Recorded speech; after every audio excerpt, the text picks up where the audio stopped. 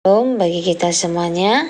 Firman Tuhan untuk kita hari ini dari Roma pasal 6. Mati dan bangkit dengan Kristus. Jika demikian, apakah yang hendak kita katakan?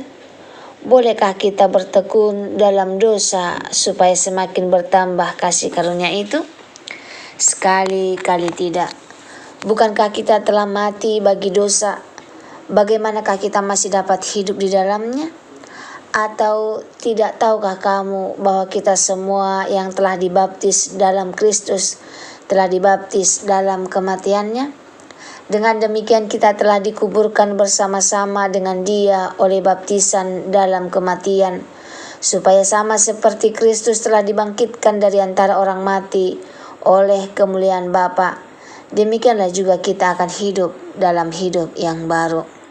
Sebab jika kita telah menjadi satu dengan apa yang sama dengan kematiannya, kita juga akan menjadi satu dengan apa yang sama dengan kebangkitannya.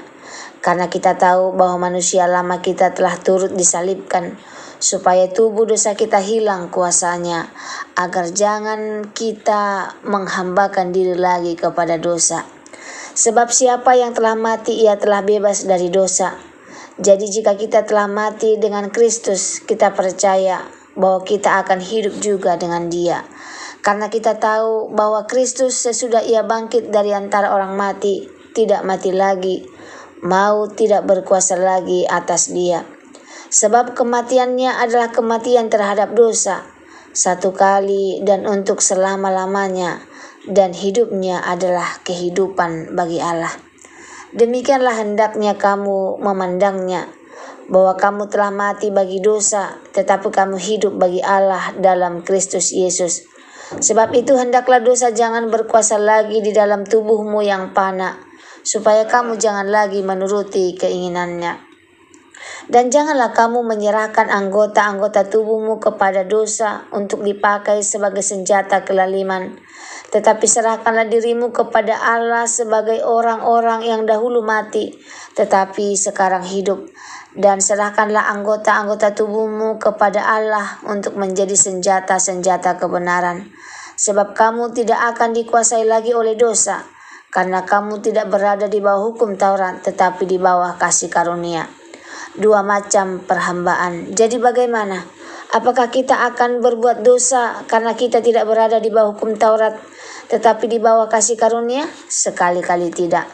Apakah kamu tidak tahu bahwa apabila kamu menyerahkan dirimu kepada seseorang sebagai hamba untuk menaatinya, kamu adalah hamba orang itu yang harus kamu taati, baik dalam dosa yang memimpin kamu kepada kematian maupun dalam ketaatan yang memimpin kamu kepada kebenaran?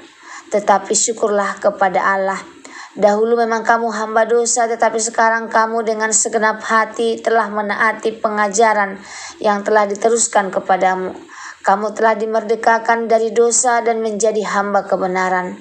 Aku mengatakan hal ini secara manusia karena kelemahan kamu. Sebab sama seperti kamu telah menyerahkan anggota-anggota tubuhmu menjadi hamba kecemaran dan kedurhakaan yang membawa kamu kepada kedurhakaan, demikian hal kamu sekarang harus menyerahkan anggota-anggota tubuhmu menjadi hamba kebenaran yang membawa kamu kepada pengudusan.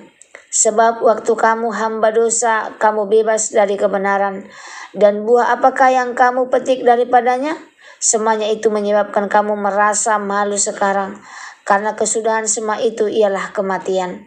Tetapi sekarang setelah kamu dimerdekakan dari dosa, dan setelah kamu menjadi hamba Allah, kamu beroleh buah yang membawa kamu kepada pengudusan, dan sebagai kesudahannya ialah hidup yang kekal.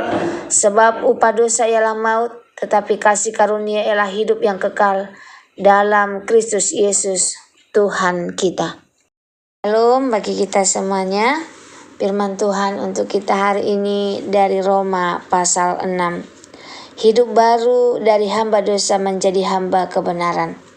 Saudara yang dikasihi Tuhan, ada banyak orang Kristen yang sudah percaya, sudah dibaptis, sudah pelayanan, tetapi tetap merasa terikat oleh dosa lama, kebiasaan buruk, luka masa lalu, dan pola hidup yang tidak berubah.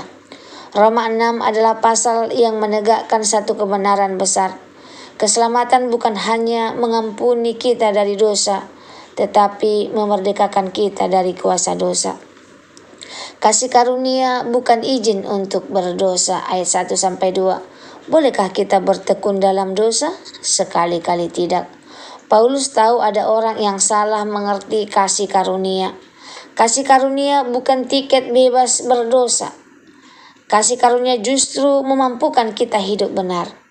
Jika seseorang berkata, "Saya bebas berdosa karena ada kasih karunia," itu tanda ia belum mengerti Injil. Baptisan berarti kita sudah mati terhadap dosa, ayat 3-7. Paulus mengingatkan, kita mati bersama Kristus, kita dikuburkan bersama Kristus, kita bangkit bersama Kristus. Artinya manusia lama kita sudah disalibkan. Ini bukan teori rohani, ini realitas. Dosa mungkin masih menggoda, tapi dia tidak lagi punya kuasa seperti sebelumnya. Aplikasinya kalau kita berkata, "Aku tidak bisa berhenti dari dosa ini." Sebenarnya itu bukan karena dosa kuat, tapi karena kita belum melihat posisi kita yang baru di dalam Kristus. Hidup baru itu bukan perasaan, tetapi sikap, pandangan, ayat 11. Pandanglah dirimu setelah mati bagi dosa dan hidup bagi Allah. Ayat ini kuncinya. Hidup baru bukan soal suasana hati. Tidak menunggu mood rohani naik. Ini keputusan iman setiap hari. Saya bukan lagi milik dosa. Saya milik Kristus. Saya hidup untuk Allah. Perubahan hidup dimulai dari perubahan cara memandang diri.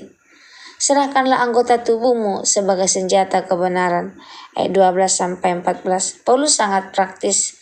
Jangan serahkan mata kepada dosa, mulut kepada gosip, tangan pada kekerasan, pikiran pada kecemaran, hati pada kepahitan. Tetapi serahkanlah semuanya itu kepada Allah.